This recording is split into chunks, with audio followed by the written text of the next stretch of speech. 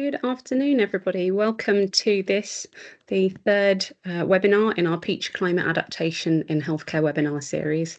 Those of you who've joined us before know that PEACCH is a collaborative project between the University of Cambridge Centre for Sustainable Development, which is housed in the Department of Engineering, but we are also working very closely with partners from Anglia Ruskin University, Yorkshire Ambulance Service and Mid and South Essex Integrated Care Board. And it's funded through funding an Impact Accelerator grant through the EPSRC and ESRC. So today we are going to be taking a closer look at flooding and drought risk. As I mentioned, this is the third in the series. So the first two sessions looked at an introduction to climate adaptation, particularly for the healthcare sector. The second session looked more closely at heat risks. Today we'll be looking at water-related risks, so too much and too little, flooding and drought. And then our final session, which is going to be on Wednesday at 12 o'clock, it's slightly longer. It's an hour-and-a-half session rather than just the hour.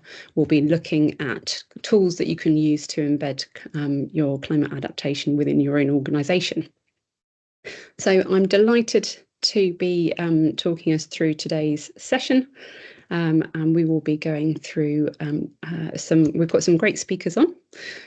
We'll be looking at the causes and consequences of flooding, first of all with Stuart McClelland from Hull University. After that, Alexis Percival from Yorkshire Ambulance Service will be talking us through flooding and drought. So what to expect, particularly from a health sector perspective, what the impacts are likely to be from flooding and drought risks. Also talking us through some of the key ways that you can start to implement physical interventions to flood and drought risks and challenges. And then Jamie Fountain from East of England Ambulance Service is going to be talking us through a case study from his service and the impact of flooding in a particular case in St Neots Ambulance Station just outside Cambridge. And thinking about how they're looking at non-physical actions to interventions to address this risk. I'm going to hand over to Stuart. So Stuart is Professor of Water Sciences at the University of Hull in the Engineering, Energy and Environment Institute. And as I say, he'll be talking us through the causes and consequences of flooding. And Stuart, if you'd like to introduce yourself in more detail, please do so. To give us a bit of context, and you've got about 10 minutes. So thank you so much. Over to you.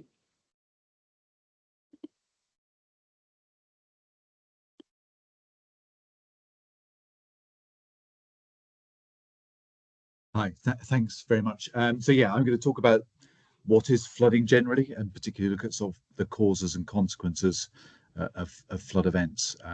I'm Professor of Water Science at the University of Hull and Deputy Director of the Energy and Environment Institute. So I work quite a bit on SUDS, do a lot of work on sustainable drainage systems, and also I'm quite involved with setting up a national testing centre for property flood resilience, working with the EA and Flood Re.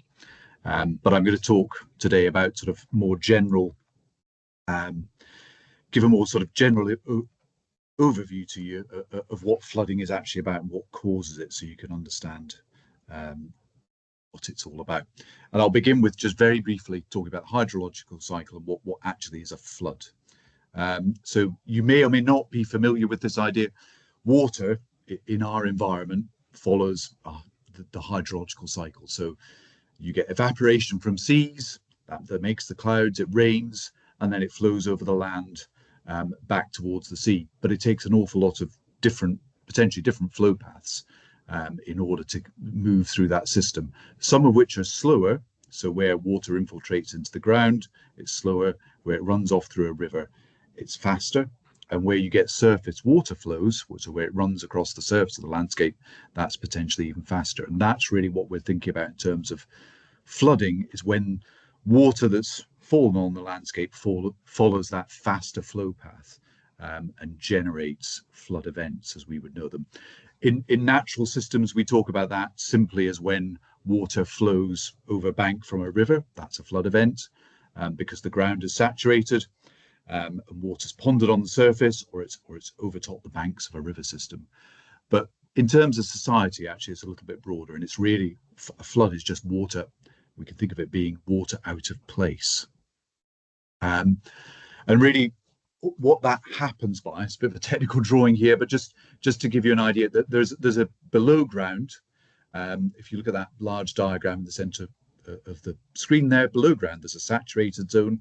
So that's where all the space is filled with water. And above that, there's an unsaturated zone. And when we rain on the landscape, water will infiltrate through the unsaturated zone, so it'll flow through it. But you end up with surface water or a flood event when basically water begins to flow across the flood surface. Now, that can either happen because there's more rain falling than can infiltrate, than can soak into the land, or because the land itself has become saturated, so there's no space left for water to flow into the ground and it flows across the surface. And that's really what causes flooding fundamentally. And just to give you two examples of that, there's a video playing on the left-hand side. It just runs on a repeat of a road near the university here in Hull, where we had infiltration, excess overland flow. And you can think of that as just simply where you've got a road, the rain can't get into penetrate through the tarmac. So when you have lots of rain and it doesn't flow down the drains, it's going to flow as a river across the surface. Saturation overland flow is when we get circumstances where the ground has become saturated. So that's the picture on the right-hand side there. And you see essentially the ground is completely saturated, so the water can't soak in anymore. So when it rains, it starts to pond on the surface. And essentially that's what causes a lot of the flooding that we see. But we can look in a bit more detail at the types of flooding, and essentially there are 5, really, when we look at it like that. So there's river flooding, which is when water flows over a bank. Natural rivers, a natural river system would regularly flow over a bank. If we look at real natural systems, actually rivers would flood every 2 or 3 years on average. It's part of how rivers actually work. But we obviously, in terms of developing our landscape, we tend to try and constrain rivers, and we don't really want them to flood. So we make structures to stop that flooding impacting our development of the landscape. And we can use those structures to contain flood events, but obviously the risk of them being, and you can see on that picture there, is if we make containment structures, the risk that they can break, and that then means that water floods out from the river. We can also get pluvial flooding. This is the picture in the middle here as an example from the 2007 floods in Hull, a large area of Hull that was affected by surface water flooding. So pluvial flooding is just when it rains, there's basically too much water.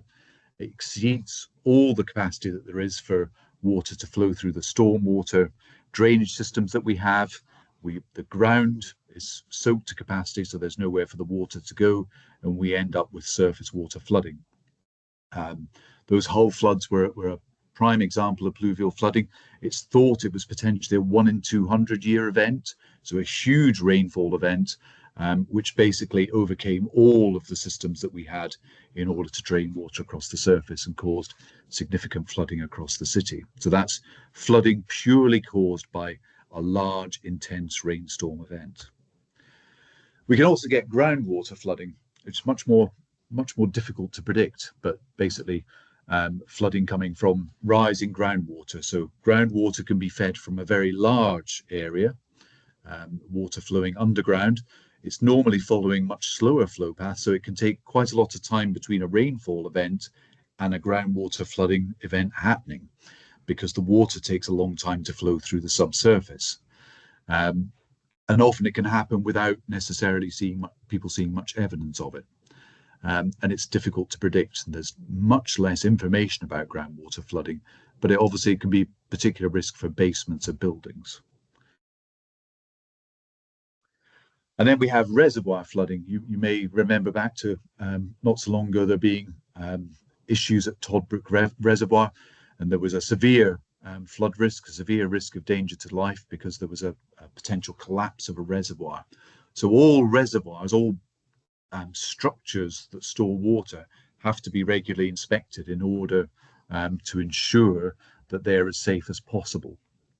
Now, there was a major catastrophe was avoided here because there was extra protection put in, and in fact there's a review going on at the moment to look at how we protect against reservoir flooding. But again, that's relatively well understood because we know where reservoirs are and we know potentially properties or places at risk downstream from it. So that's well mapped out and understood. And obviously there's an important point of maintaining the structures that keep that water. And then we can also have coastal flooding. And essentially that can be caused by high tides, storm surges, or wave action, or some combination of those things happening together.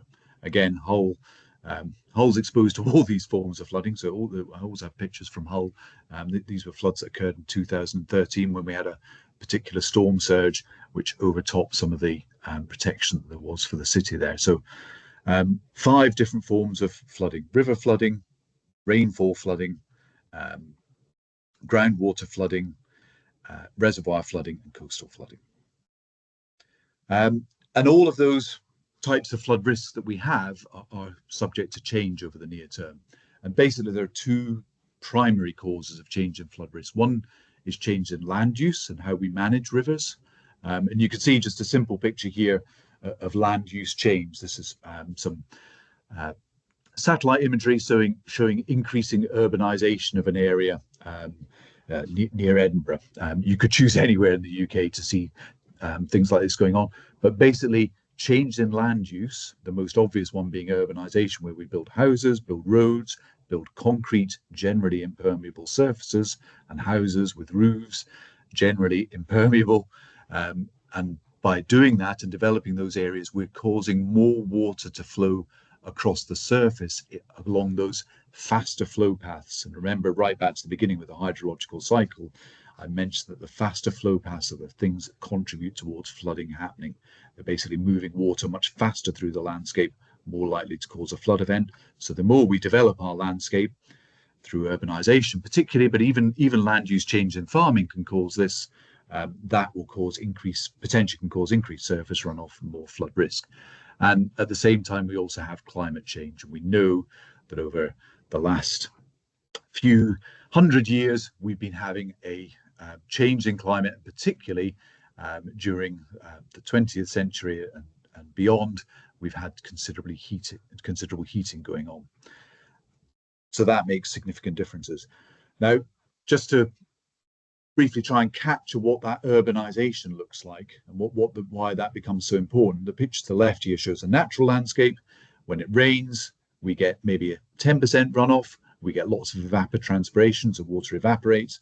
Plants cause transpiration. We get some infiltration in shallow areas and some deep infiltration. But the key is there's only a small amount, maybe 10% of runoff. That's with natural ground cover. When we build on our landscape and urbanize it, we significantly reduce all the infiltration, we significantly reduce evapotranspiration, and we end up with lots more surface runoff. That's what increases flood risk when we urbanize and change land use. Climate change, we see there's lots of different potential impacts of climate change. Changes in the rain that come from individual storms, changes in patterns of rainfall, changes in the total amounts of rainfall, change in the water balance, so how much water is in the soil at the moment versus so where it's being stored versus where it runs off. And we'll all know at the moment it's been very dry. We've got significant deficits of water in the soil, and that makes a huge difference to how water moves through the system and what risks might be over the next few months. But all of those things are likely to increase flood risk, and you can see from these maps from the present day through to 2080, there are significant increases in the number of people that are potentially exposed to flood risk. And I'm just going to finish, I'm trying to keep this brief into the 10 minutes, with where you find out what this actually means. And I've just put up an example here, which is from St Neots. You can find this out, what flood risk looks like, from the government website.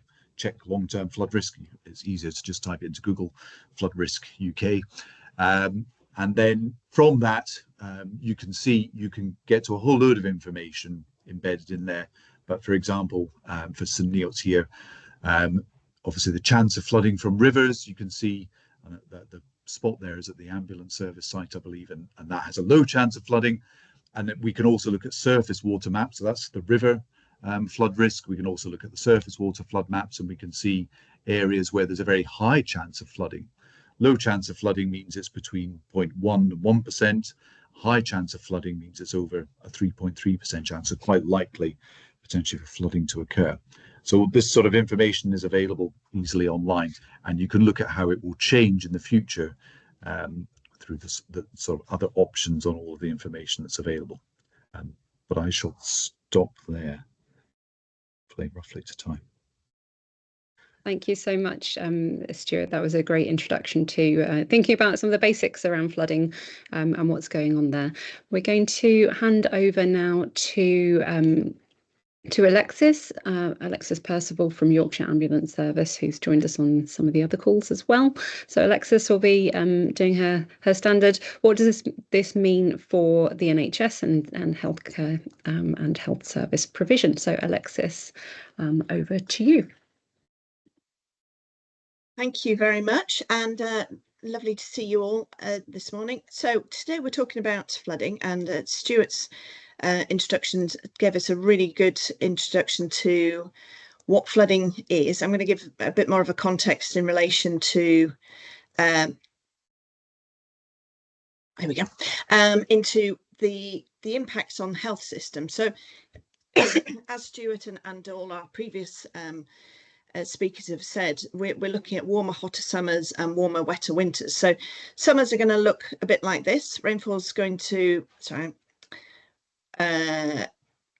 summer will look like this and winter will look a bit more like this. We are going to end up with more and more rain within our systems, and flooding is something that we're already starting to adapt to. But as we move forwards in time, this is looking at 2050 to 2080, we're going to have more and more within our skies and our systems as well. Stuart gave a fabulous rundown as to what we are already looking at. We've got a lot of surface water challenges with flooding, rivers and canals. So this is a picture of a bridge just outside of Leeds in Tadcaster, where the entire infrastructure for the airport and emergency services was embedded in the bridge. The bridge took 5 years to be rebuilt after this flooding incident. We've also got canal flooding and different types of groundwater flooding. This is a flooding incident that occurred across in Boroughbridge in North Yorkshire, and the only access for emergency service workers was by flying because the extent of flooding.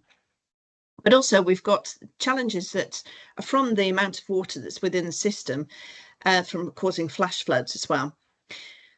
But we need to start thinking about other types of flooding, which is our coastal erosion and coastal sea level rise. So by the end of this century, looking at 1 to 3 metre sea level rise, and for Yorkshire and East Anglia, they're going to be the hardest hit areas because 1 to 3 metre looks a bit like this. We're losing quite a lot of land by the end of this century. And to quote Dr. Van Tam, it's already baked in. It's something that we're already looking at this longer term.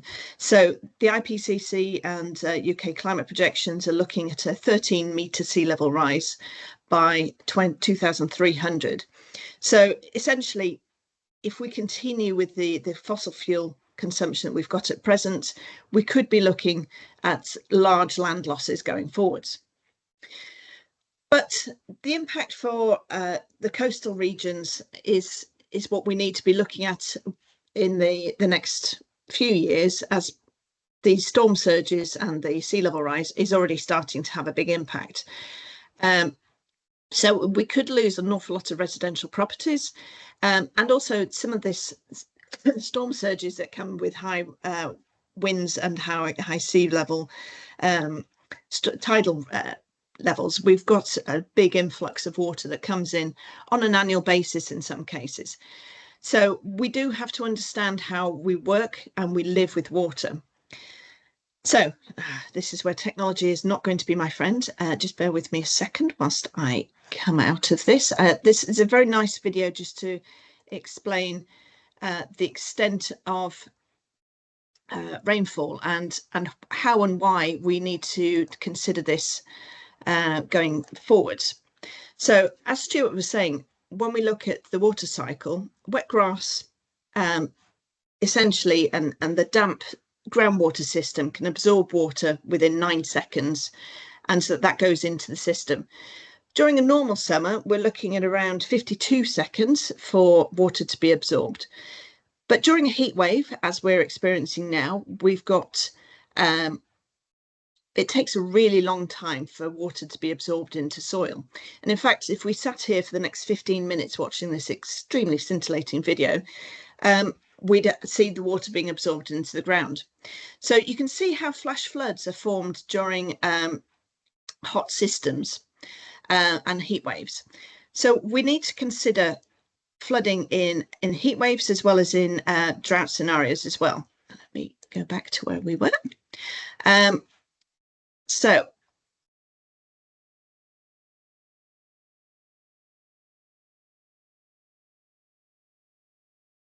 there's lots of videos in the next sections which I'm going to leave you to watch in your own time, but there's lots of information on flooding and what we need to do to build this up. But when we look at the impacts of climate change, there are 4 or 5 different systems and things that we need to consider. Flooding is part of it, and they have a massive impact on the health system.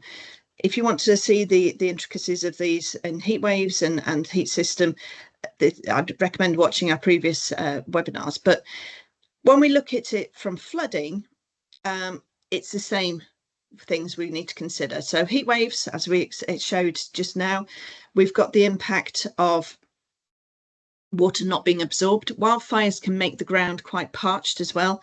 And also water within our system can influence air quality as well. Because during droughts and during floods, you end up with damp environments, but you can also end up with very dry environments and having a lot of dust. Flooding has its own explanation as the kind of damage and impact it can have, and coastal erosion as well. But the impacts on our health system can be quite huge, and many of these we're not factoring into what we do on a daily basis. A reduction in water quality and availability are also a big impact. We can end up with a lot of sewage in our systems, a lot of pollution.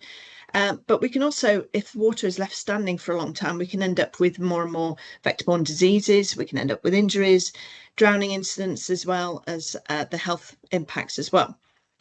So I've done an assessment within Yorkshire as to the impacts that we have on our sites. And as you can see here, we've got 10 sites that are at high risk of flooding. But in fact, when we start to look at access to our sites, 98% of our sites are affected and could be restricted access. And if anybody in the health system, I would highly recommend looking at that, because it isn't just about the site, it's about how you get your staff to your sites as well. So we've also had a rise as an emergency services, a rise in the number of call-outs that we've had to our within our area, and by postcode we've assessed where exactly those impacts are, and it's predominantly around river courses, coastal regions, and a lot of these can be drownings, but also people falling in water or getting injured within water. So water is something that we need to assess and we need to understand, and it could also be when we look at how and when those water incidents occur, it isn't just summer events, it's also winter events. So there has been a rise over the past 15 years, 10-15 years, of the number of call-outs relating to water incidents. So we need to consider flooding in everything we do within the health system. But looking at flooding nationally, this is what we have got as a bit of a ticking time bomb. So by 2050, we're expecting to double the amount of call-outs in some areas. Double the number of incidents that we have for flooding events. And the different heat scenarios, if we're looking at a 4-degree world, we are looking at a dramatic increase in the number of flooding incidents. By 2080s, we are looking at that again increasing dramatically. Highly recommend reading the Round Our Way report to look at that as well. But as we mentioned, drought can also have a huge impact on health systems as well. So it affects drinking water and with quality and quantity of it. We could also have more and more a number of people that are injured or drown within scenarios within water, because people take more risks and will dive in and jump into water that might be at low levels. Air quality can also be affected with dust and fungi in the atmosphere, but also it can have a dramatic impact in the mental health of the people that we're treating. So people get very worried, and farmers get very worried with the lack of water, but also with huge amounts of water, farmers and people across our regions get impacted by having too much water, and the mental health can be impacted through flooding events as well. But also we need to consider things like the stability of our buildings and our trees as well, which we've seen with droughts. More and more buildings start to subside because especially if they're on clay soils, they start to heave as well. So we end up with cracks inside the buildings. So some of the flood protection measures that we need to consider are looking at sandbags, air bricks, non-return valves and automatic valves that shut off water influx into the buildings. We also need to look at floodgates and barriers as well. And there's other things like collecting rainwater within water butts and underground storage tanks. If we've got car parking, we need to look at block paving, soakaway systems and sustainable urban drainage systems, SUDs, as well as considering using the natural capital aspects of having rainwater gardens and looking at things like ponds, green walls, bioswales, reed beds and verges, as well as green roofs.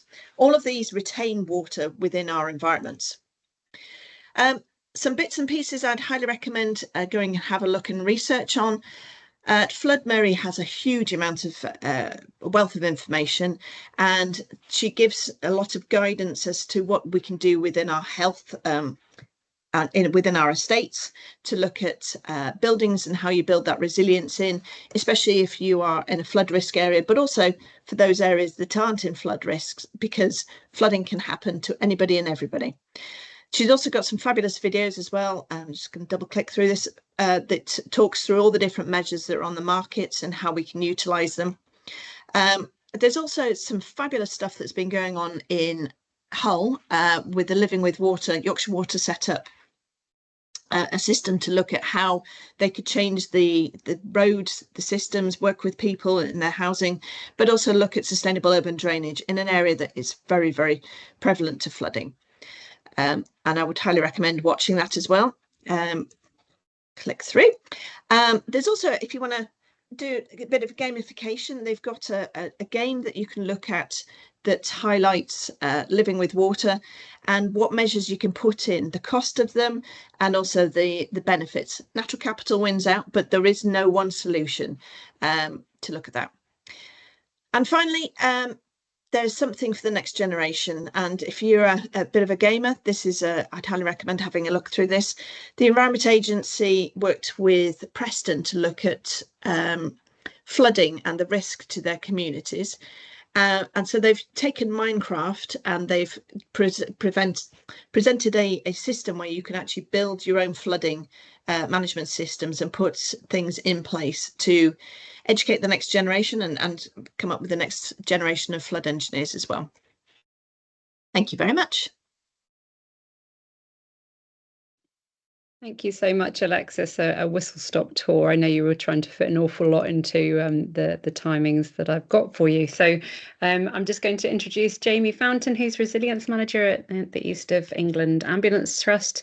He's going to be talking to us about a local event that happened on one of their ambulance stations, and also to talk about a wider suite of activities that move beyond some of those physical interventions to be thinking about how we train and engage with members of staff to make them more resilient to the impacts. So Jamie, over to you. Thanks, Louise, and thanks both Stuart and Alexis for the previous sessions. Really, really helpful. So as Louise said, we're just going to briefly look at an example in St Neots and how some of the impacts that had to health, but also some of the issues that could cause for us. Okay, so despite testing, my slides aren't sharing, so let me just reshare that.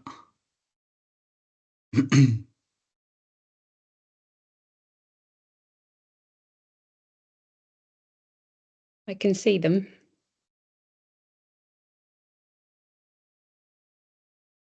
Here we go. So just to provide some context, East England Ambulance Service is a large organisation. So when we're going to focus in on one specific incident, it's just helpful to have this context of, you know, just how large an organisation we are. We're covering 7,500 square miles, 6.4 million people in terms of population.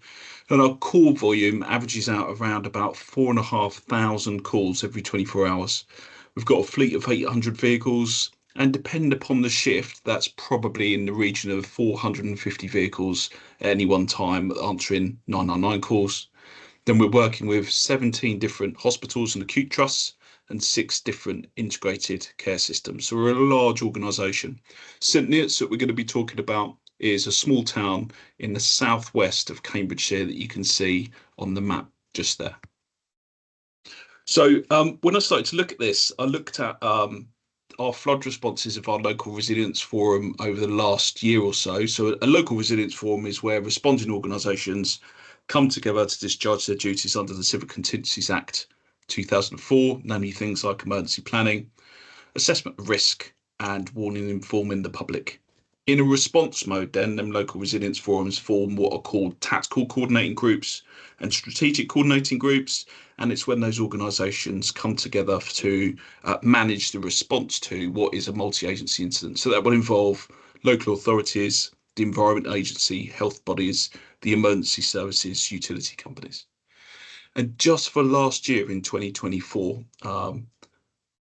just one resilience forum in Cambridge and Peterborough, we stood up those response structures 15 times in just 1 year. So Alexis spoke about the flood rise in incidents in Yorkshire. That's very much something that we're seeing in the other end of the country in Cambridgeshire and Peterborough as well. So this was 15 times we were in that position for Cambridge and Peterborough. But the incident I want to talk about today specifically is Storm Bella. Now, this news clipping from the Met Office, you can see there, this was released on the 24th December in 2020, that Storm Bella had been named and was predicted to produce heavy weather impacts for the 26th of December. So I'm sure it's not lost on you that this is released on Christmas Eve 2020 for impacts on Boxing Day of 2026. So also thinking about that time period, again, many of you will notice that's during the pandemic. And as I said, out of hours. So for those of you that have organisations and systems that have an emergency response, that won't impact. But just think about those support services that perhaps aren't in the office for extended period of time during out of hours, as this event was when it was realised. So specific onto St Neots then, there's a picture in the top left there of what St Neots Ambulance Station itself looks like. On the right, to orientate the map, and then just at the bottom, it's showing that the main river course going through St Neots, the River Great Ouse, is just a few hundred metres from St Neots Station. But again, you would expect it to be a fair amount, or fair distance from the water course to not have any impact. So to think about just the capability running out of St Neots, there's 2 double crewed ambulances 24 hours a day. So on average, obviously this changes depend upon demand. That station would be responsible for answering around about 30 emergency ambulance calls every 24-hour period. For this time of Storm Bella, the ambulance station itself was in a flood alert area, which means flooding is possible. We need to be prepared. So that meant we had to look at our business continuity planning. Of course, when there's a period of flooding coming, we need to think carefully about where our resources are in order to respond to that flood. So if they're in a flooded area, does that limit their ability to respond to the wider area? Or if they're outside of that area, does it limit their ability to respond to the flood itself? And so what we had to do is close its ambulance station and get the resources to operate from a different station. Obviously, that has its own complexity in terms of consumable restocking throughout the shift, staff welfare. Staff will start their shift at that station, so their personal car's there. If we're then shutting the station and moving the vehicle to another station, we don't want to prolong their shift for them to get back to their personal car, because that would have further impacts down the line about how we might be able to maintain our response over a longer period of time. So looking at, as we approach the 26th of December in 2020 itself in a little more detail, obviously the image on the left there is a rain radar image, and you can see poor old St Neots is slap bang in that middle of purple splodge in the southeast of the UK. And then on the right is some data that was drawn from Resilience Direct Mapping, which has got a dot map, just starts trying to look at some of the potential properties that could be impacted. So with everything we've been talking about, the fact this is out of hours, we're perhaps 24 hours out now. Just think about, whilst we're talking about this, what would that mean for your organisation or your system, and how would you be able to maintain your critical functions over a prolonged period out of hours? So, of course, at this point, as I alluded to, the local resilience forum has started to set up their response structures, both tactical and strategic coordinating groups, to think about how we're going to manage this response. Some of the problems that we had to think about forecasting, modelling, including what's happening upstream. So, of course, our colleagues in Bedfordshire are standing up local resilience forums, and we're looking at what their impacts might be because they're going to come to us downstream. Other things that the tactical coordinating group needed to consider, we developed based on our standing multi-agency flood plan, specifically what that flood plan meant for the next 48 hours. And some of the complexities there above and beyond the pandemic is, as I've mentioned, this is out of hours. What is going to be impact to social care? Are we going to be able to deliver domiciliary care in the community? And if we can't, how does that impact acute and primary care in the wider system? But also very close to this is a hospital that's impacted by RAC, and I'm sure many have seen that in the news, where there's potential infrastructure where this kind of weather event can impact some of the building structure. So already in the queue, near to where this response is happening, is having to put in additional monitoring to safeguard the RAC infrastructure that they've got within their hospital. So just to give you a flavour of the number of meetings that were going on Christmas Eve, the 24th of 2020, there was 3 different tactical coordinating groups held and 1 strategic coordinating group to look at those examples that I've spoken about. On the 25th itself, on Christmas Day, we had both a tactical coordinating group and a strategic coordinating group. And it was predicted that there would then be a 24-hour period of dry weather, which we would hope would help with the situation. And then as we moved on to the 26th, Boxing Day, at 9 o'clock in the morning, we met again. Some of the modelling from an Environment Agency and Met Office prediction was that there could be an improving picture, but that was connected certainly with some uncertainty due to upstream modelling, how rivers might react. And as Stuart alluded to in the first session, just thinking about ground saturation and soil moisture deficit, how much runoff is there for the water within the river system to be able to go into other areas and prevent that localised flooding. So on the day itself of the 26th of December, in total there was 28 flood alerts in place, meaning be prepared, which include the ambulance station we've spoken about, 23 flood warnings, meaning immediate action was required, and multiple residential properties flooded, with 500 properties without a toileting function due to the flood itself. Close to the area of St Neots, we've got a place known as Buckton Marina, which has about 80 different lodges in, primarily for holiday lodges that are privately owned, but there are people that live there year round, and that was flooding, the access to that area was flooding. So we knew already if we had a 999 call to that area, we'd need specialist resources in order to be able to effect clinical care for anyone within that population at Buckton Marina.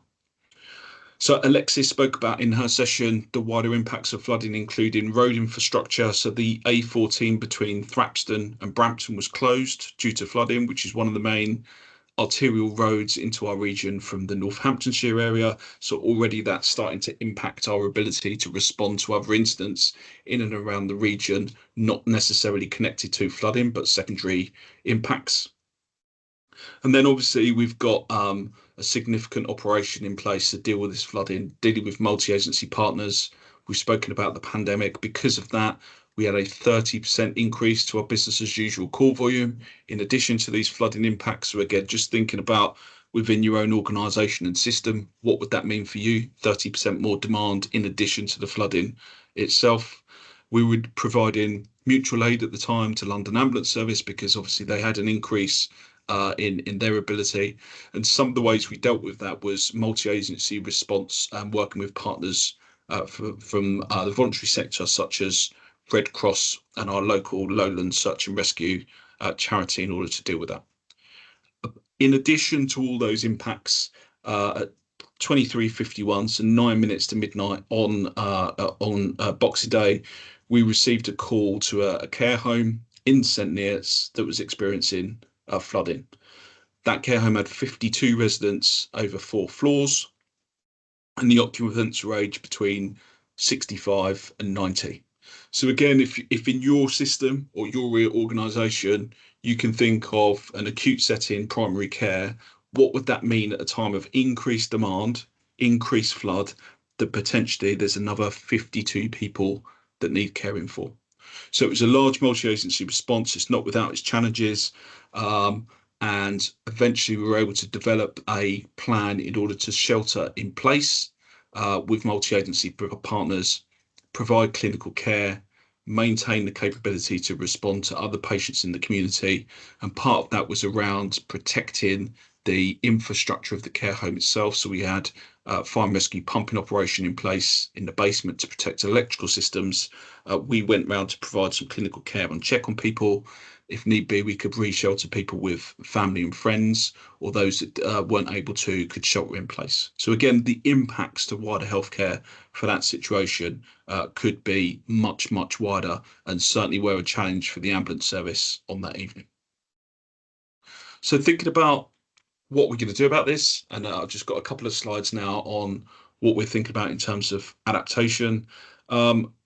At the moment within East England Ambulance Service, we're certainly looking at the strategy of climate adaptation. We're looking at how that's represented within the board assurance framework. My colleague Catherine Middleton, who's Alexis, does the same role as Alexis, but for East of England Ambulance Service is doing a lot of work in this area.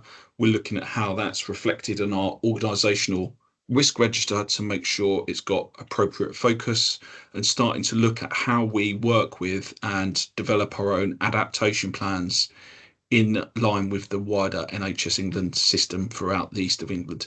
That's a tall ask to do for a small sustainability team, and it absolutely requires some additional work of effort from everyone involved in the organisation to try and bring us online with that.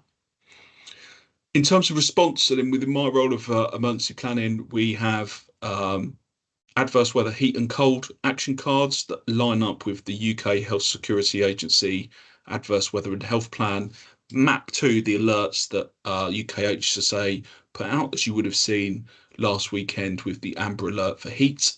But what we're also looking to develop now in terms of adaptation is a flood action card to augment that. So we're covering the main 3 impacts of adverse weather that are covered within that plan. So we've got heat and cold in place, and we're currently developing a flood action card in addition. In terms of response, if we do see flood events, for us, this is our hazardous area response team that are trained in swift water rescue, exactly the same as fire and rescue colleagues, and they've got the equipment and PPE to provide that response. So for the example I gave at Buckton Marina, if we had a 999 call there, we'd be relying on our HART team to provide that medical mitigation and response into the warm and hot zone of that area. But what we're trying to develop is further access to first responder awareness training for our wider staff group. So things like in the bottom left picture there is use of throw lines. And this does 2 things for us. It keeps our public safe, and we're able to respond as we're legally obliged, and clearly as an organisation we're set up to do so, but also we've got a duty of care to our own staff to keep them safe. That to implement, however, is a challenge with an organisation, as all ambulance trusts are, under a lot of pressure, but also as all health bodies are under constraints of budget. So that's work we've got ongoing, but it's not without its challenges. So I think I'm going to hand back over to Louise now, and we'll take some questions. Thanks.